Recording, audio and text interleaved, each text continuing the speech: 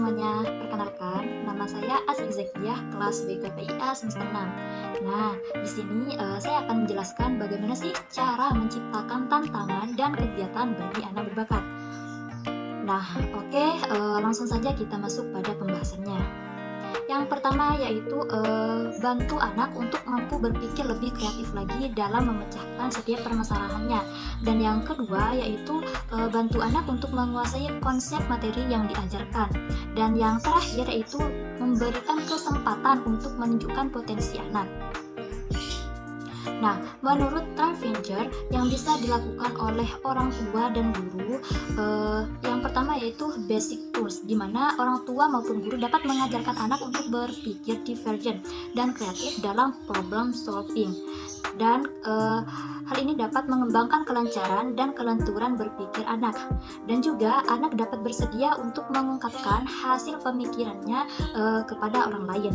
Dan yang kedua yaitu practice with process, di mana hal ini dapat memberikan kesempatan untuk anak dapat melakukan tahap 1 pada situasi yang nyata. Nah, tahap ini bisa dilakukan dengan cara sosiodrama, simulasi, dan studi kasus. Dan yang terakhir yaitu working with real problems, di mana hal ini dapat diterapkan tahap 1 dan tahap 2 pada dunia nyata.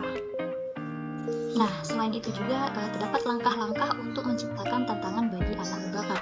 Yang pertama itu memberikan pemanasan atau warming up, di mana dalam hal ini dapat memberikan pemanasan secara mental ataupun switch mental dari proses pemikiran reproduktif dan konvergen ke proses pemikiran divergen dan imajinatif.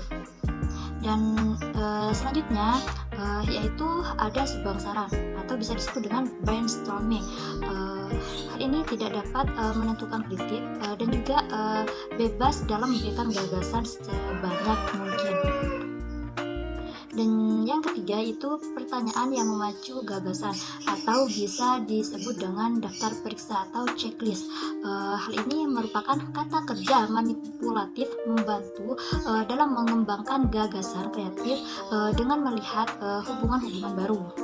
Dan yang keempat ada sintetis, di mana teknik ini berpikir kreatif yang menggunakan analogi atau metafora untuk membantu menganalisis masalah dan mengembangkan berbagai sudut tinjau, baik secara analogi fantasi, analogi langsung maupun analogi pribadi.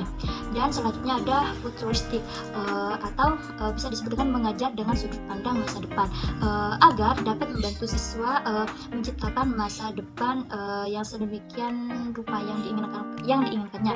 Tujuannya yang pertama itu dapat mengajarkan cara-cara berpikir tentang masa depan yang lebih baik dan juga lebih positif, dan membekali keterampilan dan konsep yang perlu untuk memahami sistem-sistem yang kompleks.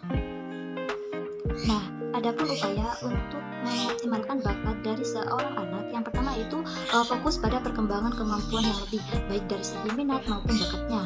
Dan selanjutnya yaitu membantu anak untuk membentuk konsep diri yang sehat, realistis, untuk mengetahui kelebihan dan kekurangan yang dimilikinya. Dan selanjutnya yaitu melakukan battery test, termasuk informasi tentang kegiatan ekstrakurikuler, dan juga mencatat kelebihan sebagai tambahan informasi dalam setiap laporan psikologis.